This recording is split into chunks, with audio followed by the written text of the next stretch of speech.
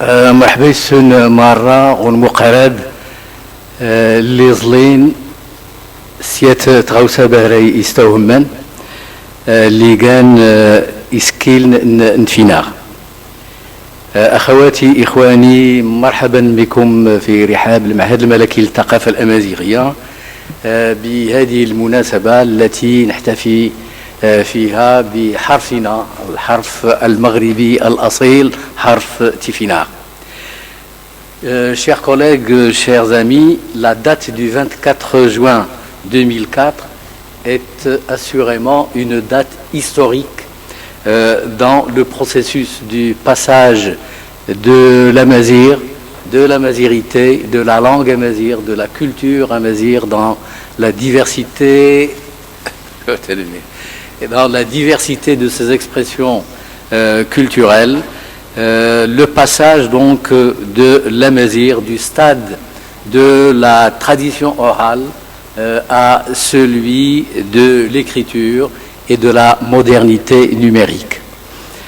Par-dessus tout, nous réitérons notre profonde déférence à Sa Majesté le Roi Mohammed VI qui a adopté en février 2003 l'alphabet Tifinagh élaboré par les soins des chercheurs de l'IRCAM et soumis à Sa Majesté pour adoption par le Conseil d'administration de l'Institut royal de la culture amazigh. La volonté royale s'est traduite également par la promulgation de la Constitution de 2011 qui accorde le statut de langue officielle à la langue amazigh et dans le prolongement de la Constitution, de ses stipulations, les lois organiques et notamment la loi organique 26-16 qui est relative à la mise en œuvre du caractère officiel de l'amazigh. Cette loi officialise également, et c'est une chose extrêmement importante, cette loi organique officialise également l'alphabet Tifinagh. Bien évidemment, les défis sont nombreux et parmi ces défis, il y a le passage au numérique. Et l'intérêt de cette table ronde, de cette journée d'études organisée par nos collègues du CESIC revêt toute son importance dans ce contexte précisément. Aïtma Istma, Khawati, Ikhwani, chers collègues, chers amis, bien du chemin a été fait depuis 2003-2004. Et là, je vais m'adresser de manière spécifique aux collègues qui ont connu cette période historique fondatrice, je dirais, de tout le travail qui a suivi.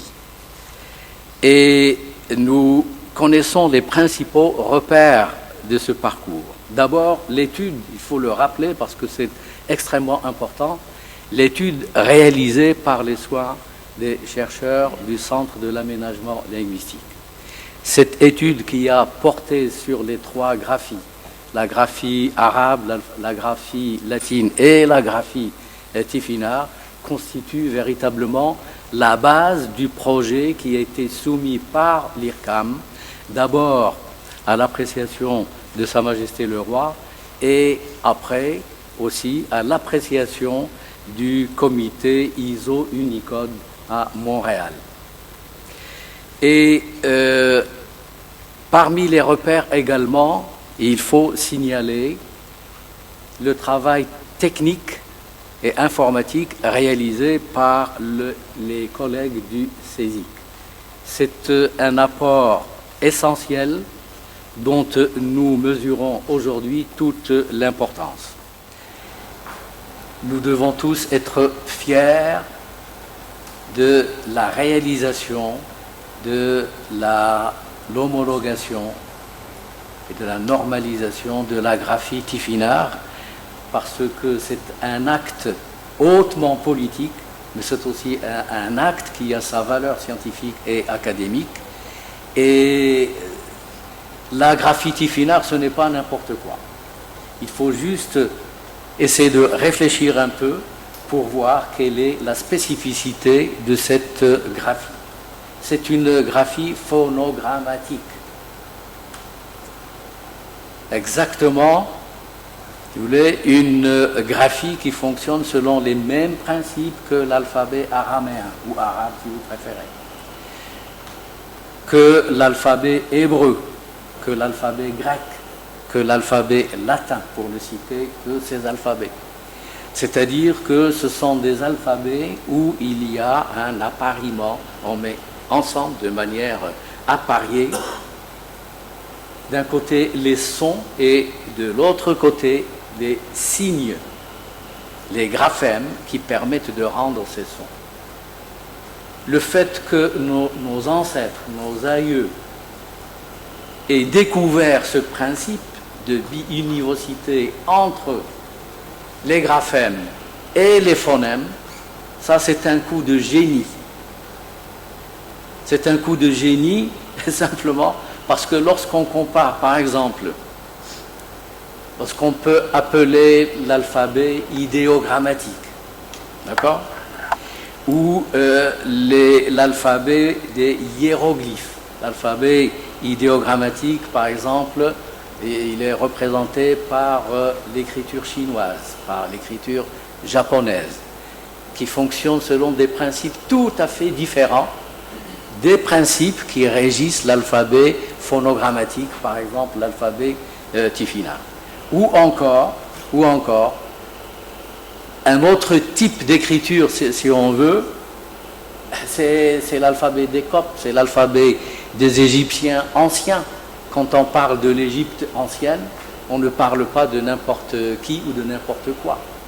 C'est une civilisation humaine qui a atteint des sommets que beaucoup de civilisations n'ont pas atteints, tout simplement.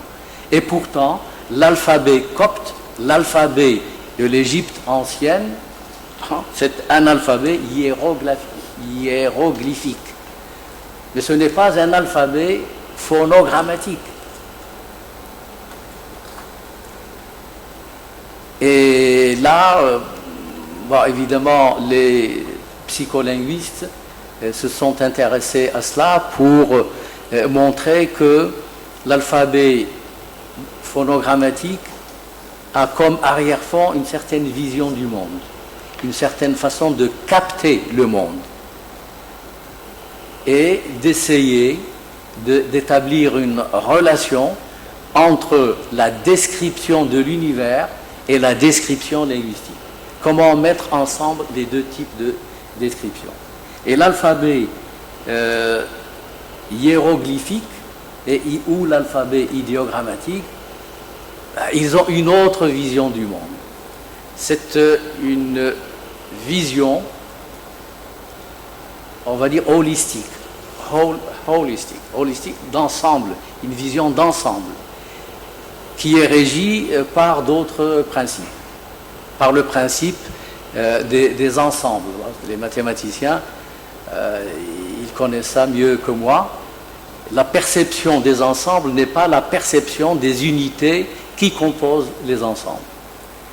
Alors, rendons hommage à nos aïeux, à nos ancêtres qui ont pu réaliser cet alphabet basé sur des principes hautement abstraits, parce qu'il faut que la pensée elle-même soit fondée sur l'abstraction, un haut degré d'abstraction, pour pouvoir inventer un alphabet comme l'alphabet Tifinagh ou en règle générale les alphabets idéogrammatiques. Donc c'est un patrimoine de l'humanité qui a toute sa valeur et nous devons tout faire pour que cet alphabet qui a cette valeur historique ne tombe pas en désuétude, ne soit pas oublié. Il est donc important de le transmettre aux nouvelles générations et je pense que l'école nous offre cette opportunité. Mais chacun de nous, en réalité, est responsable de la loyauté, sa loyauté à lui, la loyauté de ses enfants, de ses petits-enfants, pour que toute la communauté amazigh et la communauté nationale se reconnaissent dans cet alphabet et lui offrent les conditions de possibilité de sa pérennité et de sa durabilité. Voilà, ça c'est l'un des enjeux, si vous voulez, auxquels est confrontée l'amazirité, la culture amazigh, la langue amazigh, la graphie amazigh, dans le cadre des grands enjeux qui bouleversent le monde contemporain. Et c'est par notre intelligence que nous pouvons faire en sorte que ces grands enjeux soient un élément qui nous motive et non pas un élément qui nous décime, qui nous conduit à la mort.